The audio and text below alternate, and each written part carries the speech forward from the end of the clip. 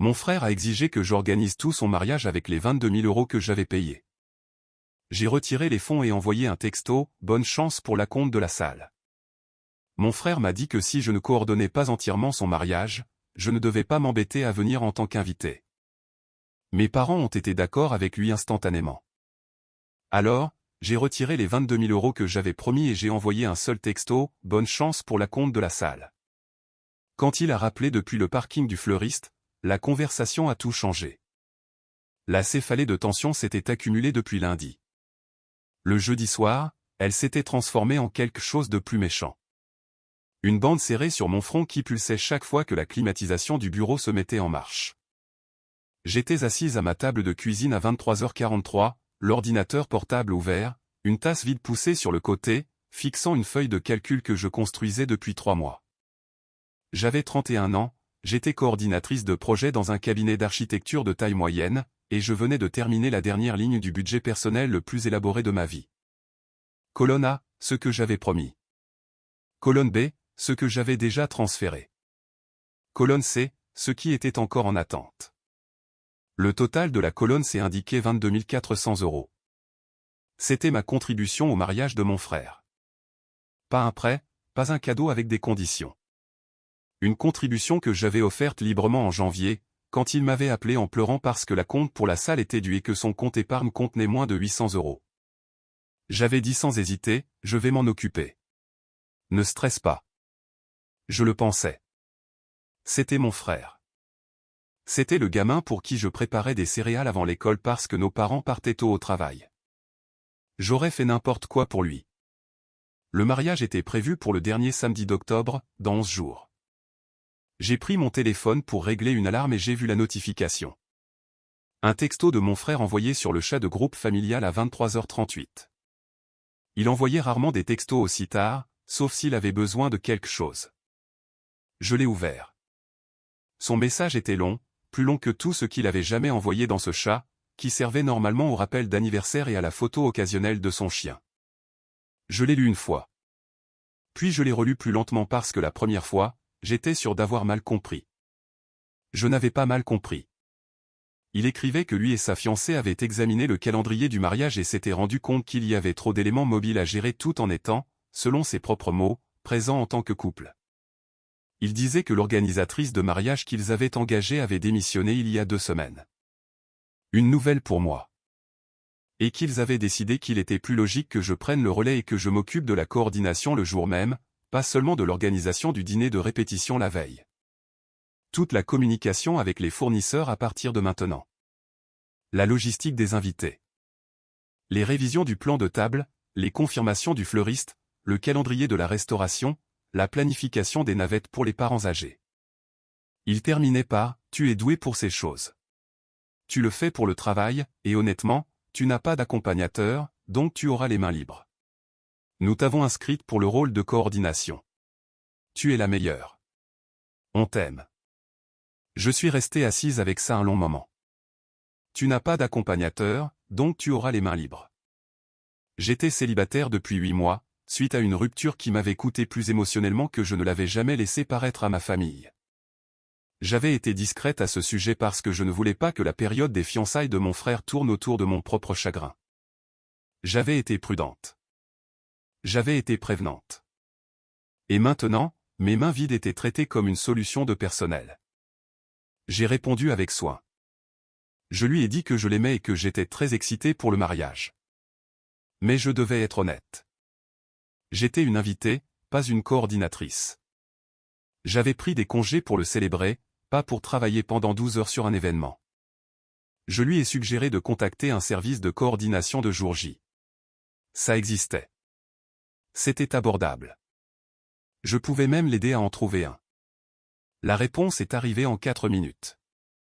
Il a dit qu'un coordinateur coûterait au moins 1 500 € et qu'il ne les avait pas. Il a dit que j'étais trop sensible. Il a dit que c'était la famille et que la famille s'entraidait. Il a dit que sa fiancée était déjà dépassée et que l'ajout d'une recherche de coordinateur à sa liste de tâches la ferait craquer. Il a dit, et c'est la partie que j'ai lue 4 fois, si tu comptes venir juste en tant qu'invité et ne pas vraiment aider, alors honnêtement, peut-être que tu ne devrais pas venir du tout. Nous avons besoin de gens autour de nous qui sont avec nous dans cette épreuve, pas seulement là pour l'open bar. Pas seulement là pour l'open bar. 22 000 €, 3 mois de paiement, l'acompte de la salle qui avait sauvé la date, le minimum de restauration qui avait bloqué le menu, l'acompte du fleuriste, la location de l'espace pour le dîner de répétition, tout cela provenant de mon compte. Transféré par tranche prudente pour ne pas avoir à puiser dans mon fonds d'urgence. J'ai posé le téléphone face contre la table. Mes mains étaient stables, mais ma poitrine était étrange, comme si quelque chose s'était déréglé et que je ne pouvais pas prendre une grande respiration. J'ai pensé à l'appeler. Il était tard, mais j'avais besoin d'entendre si sa voix correspondait à ses mots ou si le texto avait été écrit dans un moment de stress que sa vraie personnalité renierait immédiatement. J'ai appelé. Il a répondu à la deuxième sonnerie. « Salut », a-t-il dit. Il n'avait pas l'air stressé. Il avait l'air légèrement contrarié, comme quand il attend une livraison de nourriture. « Tu as vu mon message ? » ?»« Oui », ai-je dit. « Je voulais qu'on en parle. » Il n'y a rien à discuter, vraiment. Un bruit en arrière-plan. La voix de sa fiancée. Basse et inintelligible. Nous avons juste besoin de savoir que tu es partante pour qu'on puisse avancer. Le dîner de répétition est vendredi soir et tu devras être à la salle à 16 h pour faire entrer le fleuriste. Je ne serai pas là à 16 h pour faire entrer le fleuriste, ai-je dit. Je suis une invitée à ton mariage. Je serai là quand les invités sont censés arriver. Une pause. Puis sa voix a changé. Elle est devenue plus calme et plus dure en même temps. Je n'arrive pas à croire que tu fasses ça maintenant. À 11 jours de l'événement. Tu sais à quel point nous sommes sous pression. Je sais que vous êtes sous pression, ai-je dit. J'ai aidé à porter cette pression pendant 3 mois. J'ai payé pour la salle pour que vous ne perdiez pas la date. J'ai payé l'acompte du traiteur pour que vous puissiez garder le menu que vous vouliez. Je ne refuse pas d'aider. Je refuse de travailler à ton mariage. Ces paiements étaient un cadeau. Ils l'étaient, et je les ai donnés librement, mais un cadeau ne fait pas de moi une employée. Personne n'a parlé d'employée. Sa voix avait pris cette qualité légèrement nasillarde qu'elle avait quand il se préparait à une dispute. Je connaissais cette voix depuis notre enfance. Nous avons dit coordinatrice. C'est juste une journée. Tu fais ça pour le travail. Je le fais pour le travail parce que je suis payé pour ça et que je rentre chez moi à la fin de la journée et ce n'est pas ma famille. C'est différent. Parce que tu le rends différent. Un autre murmure de sa fiancée. Sa voix est revenue avec une note plus dure. Écoute, j'ai déjà parlé de ça à maman et papa. Ils sont d'accord avec nous. Nous pensons tous que tu fais des manières pour quelque chose qui ne te prendrait que quelques heures. Si tu ne peux pas être là pour ton propre frère quand il a vraiment besoin de toi, alors peut-être que nous n'avons pas besoin de toi.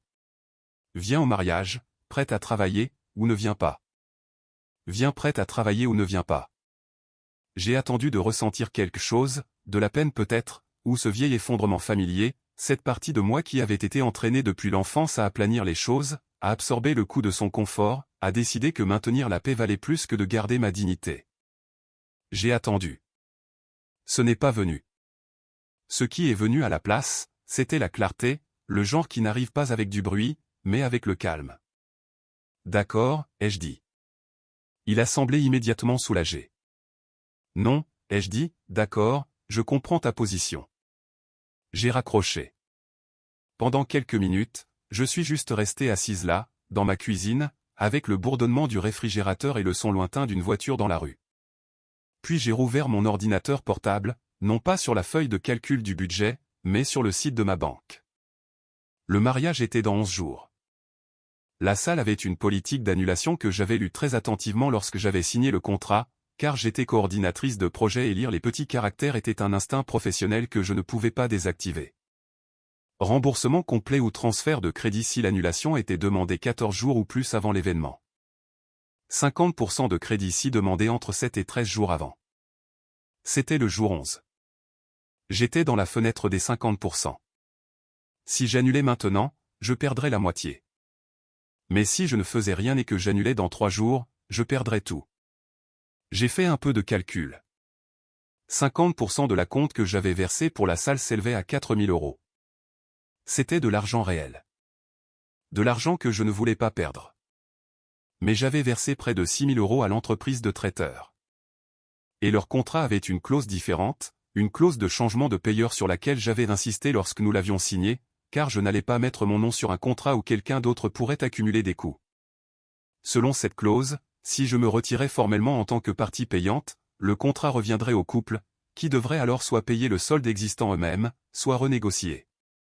J'avais aussi un reçu pour l'acompte du fleuriste, 2 500 €, payé directement à la propriétaire, et non sur le compte de mon frère. J'ai vérifié le fil de courriel. L'acompte était remboursable dans les 12 jours précédant la date de l'événement si l'annulation provenait de la partie dépositaire initiale. 11 jours. J'étais toujours dans la fenêtre. Je n'ai encore cliqué sur rien. J'avais besoin de comprendre ce que je faisais réellement avant de le faire. Je n'étais pas de nature impulsive. J'aime voir tout le plateau avant de déplacer une pièce. J'ai pensé à mon frère, pas à l'homme qui venait de me dire de venir prêt à travailler ou de rester chez moi. Le garçon qui s'endormait sur mon épaule pendant les longs trajets en voiture. L'adolescent qui m'avait appelé de l'université la première semaine, mal du pays et gêné de l'être, me faisant promettre de ne pas dire à nos parents qu'il avait pleuré. Je l'avais aimé pendant 30 ans. Je l'aimais toujours. Ce n'était pas la question. Mais l'amour n'est pas un chèque en blanc.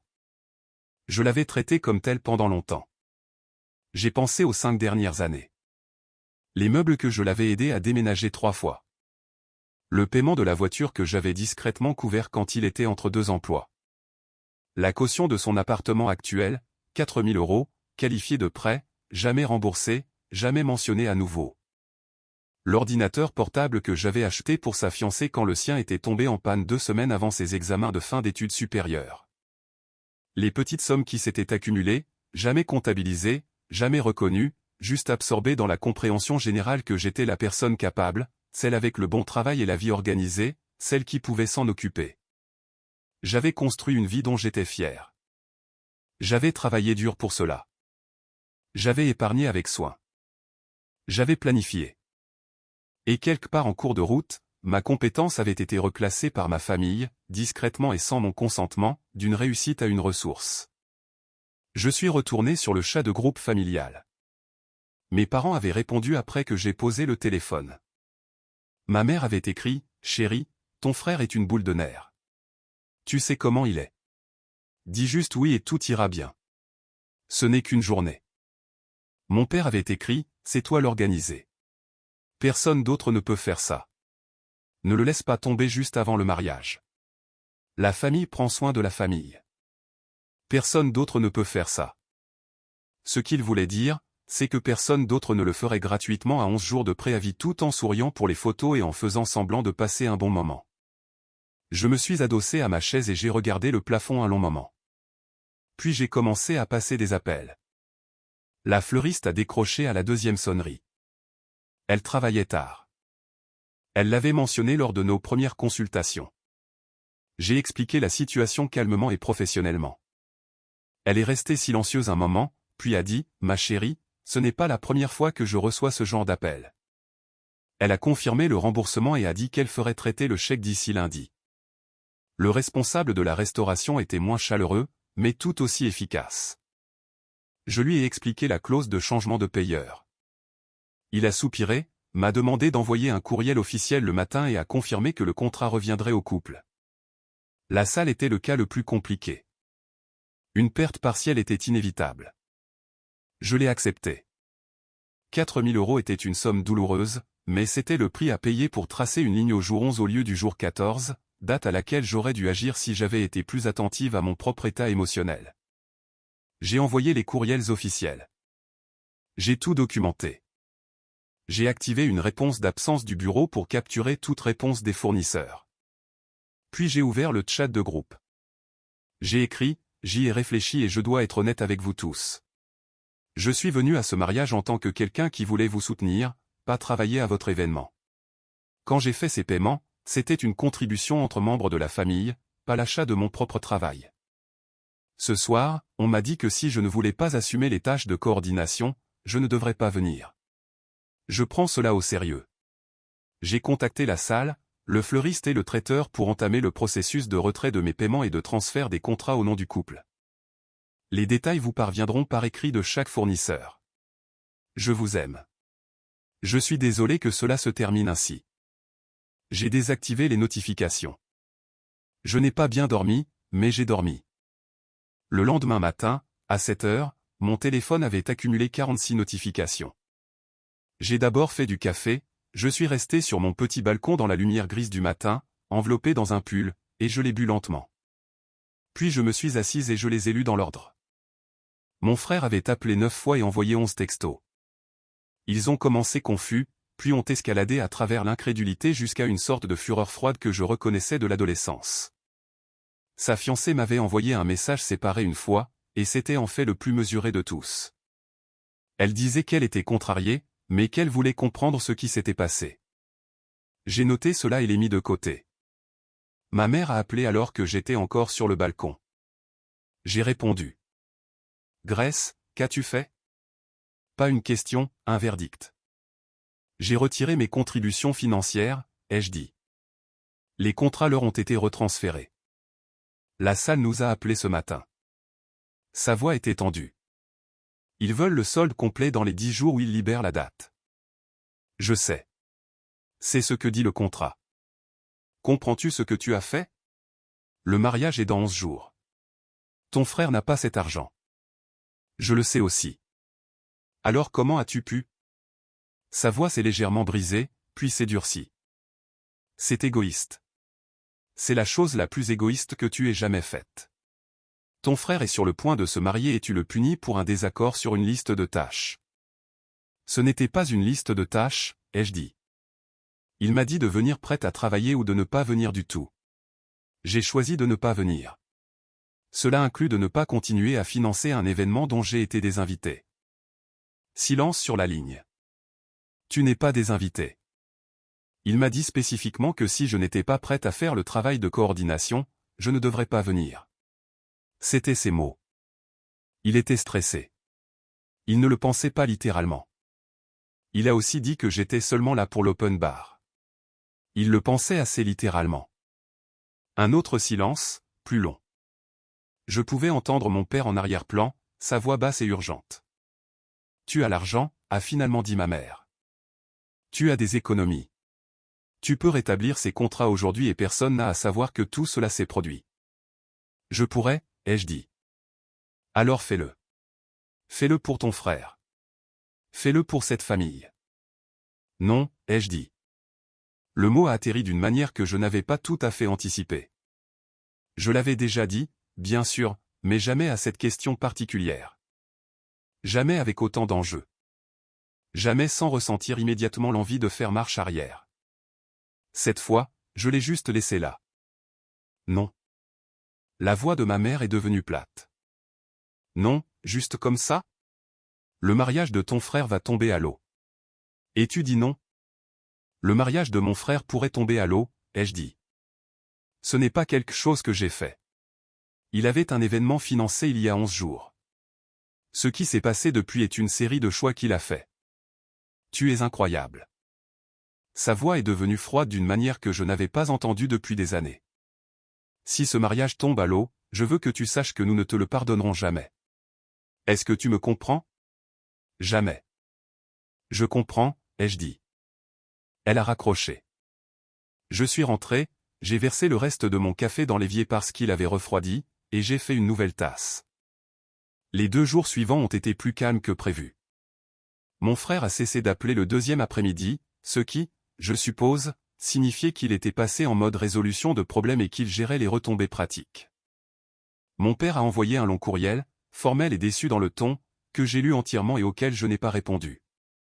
Ma mère a envoyé une photo de mon frère et de sa fiancée l'air triste, sans légende, que j'ai reconnu comme un levier émotionnel et que j'ai fermé sans m'engager. Ce à quoi je ne m'attendais pas, c'était l'appel de sa fiancée le 3e jour. Elle m'a eu pendant ma pause déjeuner, alors que je mangeais à mon bureau, à moitié distraite par un courriel de travail. Sa voix était fatiguée, pas en colère. Elle a dit, « Je te dois des excuses. » J'ai posé ma fourchette. Elle m'a dit qu'elle n'avait vu le message original que mon frère avait envoyé au groupe de discussion, celui avec la liste de coordination, qu'après qu'il ait déjà été envoyé. Elle n'y avait pas consenti à l'avance. Elle dormait quand il l'a tapée. Quand elle s'est réveillée et l'a lu, elle lui a dit que c'était trop demandé. Mais il avait déjà décidé que tu, a-t-elle dit, puis s'est corrigé en utilisant mon nom, que je le ferais parce que je le faisais toujours. Parce que je le faisais toujours. Elle a dit qu'elle était embarrassée. Elle a dit qu'elle avait été trop débordée par tout pour appeler plus tôt. Elle a dit que la salle avait accepté un plan de paiement sur 90 jours, qu'ils allaient essayer de faire fonctionner, et qu'elle avait appelé le fleuriste elle-même et avait personnellement réservé à nouveau en utilisant une carte de crédit qu'elle n'avait pas touchée depuis 2 ans. Elle a dit que le mariage aurait lieu, plus petit et plus chaotique, mais il aurait lieu. Elle a dit, il t'aime. Il a juste été terrible pour le montrer, et je l'ai laissé faire, ce qui est aussi de ma faute. Je suis resté avec ça un long moment. Je lui ai dit que j'appréciais son appel plus qu'elle ne le pensait. Je lui ai dit que j'espérais que la journée serait tout ce qu'elle voulait qu'elle soit. Elle m'a demandé si je viendrais. Je lui ai dit que j'avais besoin de temps pour y réfléchir. J'y ai réfléchi pendant plusieurs jours. J'y ai pensé. J'ai pensé au garçon et à l'homme qu'il était devenu et aux façons dont ces deux choses étaient et n'étaient pas les mêmes. J'ai pensé à ma propre part dans ce schéma. Pas le retrait, que je soutenais, mais la décennie qui l'a précédé. L'accumulation silencieuse d'hypothèses non contestées. Les façons dont je m'étais rendu facile à prendre pour acquises en ne coûtant jamais rien. Il y a une version de cette histoire où je vais au mariage et tout va bien et nous n'en parlons plus jamais et le schéma continue sous une forme mutée pour le reste de nos vies. J'ai choisi une version différente. J'ai appelé mon frère 4 jours avant le mariage. Il a décroché après une sonnerie, ce qui m'a dit qu'il attendait. Je lui ai dit que je l'aimais. Je lui ai dit que j'étais fier de lui pour avoir résolu la situation des fournisseurs sans mon aide, ce qu'il avait fait. Je lui ai dit que ce qui s'était passé ne concernait pas seulement un texto ou une liste de coordination. Il s'agissait d'une hypothèse longue et non examinée qui s'était construite pendant des années. L'hypothèse que ma stabilité était une ressource pour la famille, que ma compétence signifiait que je n'avais pas de besoin, que ma générosité était une source inépuisable. Je lui ai dit que j'avais besoin que cela change, non pas comme une condition de mon amour, mais comme une condition de ma santé mentale. Il est resté silencieux pendant un long moment. Quand il a parlé, sa voix était rauque et il a trébuché sur quelques mots, ce qu'il ne faisait presque jamais. Il a dit, « Je n'avais pas réalisé à quel point j'ai profité. Je ne sais pas quand ça a commencé. Je suis désolé. » Nous avons parlé pendant près de 2 heures. Ce n'était pas une conversation parfaite. Il s'est mis sur la défensive 2 fois et j'ai dû attendre que ça passe. Mais sous la défensive, il y avait quelque chose d'authentique. Je connais mon frère depuis 31 ans. Et je sais quand il pense quelque chose et quand il ne le pense pas. Il le pensait. Je suis allé au mariage. J'étais une invitée. Je me suis assise au 3e rang et j'ai pleuré quand sa fiancée a descendu l'allée parce qu'elle était radieuse. Et parce qu'il la regardait comme les gens regardent les choses qu'ils n'arrivent pas à croire qu'ils peuvent garder. J'ai dansé à la réception. J'ai mangé le dîner. Je n'ai géré aucun détail logistique. La coordination a été assurée par une collègue de sa fiancée qui est intervenue à la dernière minute pour un tarif réduit. Tout s'est bien passé. Les événements se passent presque toujours bien quand les personnes impliquées sont motivées et préparées. Dans les mois qui ont suivi, les choses ont été différentes. Pas réparées. Je ne pense pas que les dynamiques familiales se réparent comme les appareils électroménagers, mais différentes. Mon frère a appelé plus souvent sans raison, juste pour parler. Il a remboursé 800 € de l'ancienne caution sans que je le demande, avec un mot qui disait « je travaille sur le reste ». Il ne m'a rien demandé pendant près de 4 mois et quand il l'a fait, c'était une petite chose, un trajet à l'aéroport, et il a proposé de payer l'essence. Mes parents ont mis plus de temps. Le froid dans la voix de ma mère a duré jusqu'en novembre. Mais un dimanche de décembre, elle a appelé et m'a demandé si je voulais venir dîner. Juste dîner. Rien d'autre n'était attendu de moi, juste s'asseoir ensemble. J'ai dit oui. Nous sommes en train de trouver une solution. Quant à l'argent, les 4 000 € que j'ai perdus avec l'annulation de la salle, j'y ai pensé. Certaines personnes dans ma vie ont appelé cela une leçon coûteuse. Je ne le vois pas de cette façon. Je le vois comme le coût d'une limite que j'aurais dû fixer il y a des années, amortie sur une décennie, ce qui le rend moins cher par an que la thérapie que j'ai commencée au printemps dernier. Ma thérapeute, qui ne m'a jamais dit une seule fois ce que je devais faire, a fait une observation à laquelle je reviens sans cesse. Elle a dit, vous avez passé beaucoup de temps à vous rendre facile à prendre pour acquise. Devenir plus difficile à prendre pour acquise va être ressenti comme une perte par les personnes qui bénéficiaient de l'ancienne version. Cela ne veut pas dire que vous avez tort. J'ai écrit cela et je l'ai mis sur mon réfrigérateur. J'ai 31 ans. Je suis coordinatrice de projet dans un cabinet d'architecture et je suis bonne dans mon travail et je protège mes week-ends. J'ai des économies, un petit appartement et un chat que j'ai adopté en janvier, nommé d'après un musicien de jazz. Le dernier samedi d'octobre, j'ai vu mon frère épouser quelqu'un qu'il aime et dont je suis discrètement convaincu qu'elle le tiendra à un niveau plus élevé que celui auquel il s'est parfois tenu lui-même. C'est suffisant. C'est plus que suffisant. On ne peut pas acheter sa place dans une famille. On peut financer un mariage et y être encore un étranger. Ou on peut arriver les mains vides et se sentir complètement chez soi. La différence n'a rien à voir avec l'argent et tout à voir avec le fait que les gens dans la pièce vous voient réellement. J'ai passé beaucoup de temps à attendre d'être vu. J'ai fini d'être patiente à ce sujet. J'ai passé beaucoup de temps à réfléchir à ce qui s'est réellement passé en octobre, et la réponse honnête est que la fin n'a pas commencé avec le texto, le retrait des fonds ou l'appel depuis le parking du fleuriste. Elle a commencé bien plus tôt, dans les petits moments silencieux où j'ai dit oui alors que je pensais non. Quand j'ai transféré de l'argent sans qu'on me le demande, quand je me suis rendu si facile à compter sur que la fiabilité est devenue une attente et l'attente est devenue un droit. J'ai construit cette dynamique autant que n'importe qui. Ce n'est pas de l'auto-culpabilisation. C'est juste de la précision. Il se passe quelque chose quand on est compétent et généreux au sein d'un système familial. Les gens ne veulent pas vous exploiter. Pas habituellement, pas consciemment. Ce qui se passe est plus doux et plus insidieux que cela. Ils arrêtent simplement de tenir compte de vous. Vos besoins deviennent invisibles. Pas par méchanceté, mais par habitude. Tu t'en es occupé la dernière fois, tu t'en occuperas cette fois-ci. Et parce que vous n'avez jamais dit le contraire, parce que vous aplanissez l'inconfort et absorbez le coût, l'habitude se calcifie en hypothèse. Au moment où mon frère m'a dit de venir prête à travailler ou de rester chez moi, il ne comprenait sincèrement pas pourquoi c'était déraisonnable. Il avait été entraîné, en partie par moi, à croire que mes capacités existaient pour son bénéfice.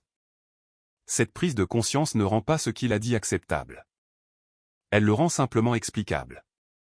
Et il y a une différence entre ces deux choses que je devais clarifier avant de pouvoir avancer sans amertume.